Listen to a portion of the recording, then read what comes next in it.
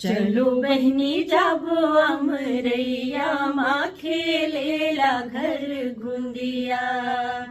चलो बहिनी जाबो अमरैया माँ खेलेला घर घुंदिया। खोर के खेलाई माँ दादा खिसियाते, घर के खेलाई माँ दाई। दूसर के घर माँ जा बनते बहिनी, नांगत दादा हाथ ठाही। पटकू के अचरा माँ धर ले बे झटकुम, दिया चुकिया चलो जाबो।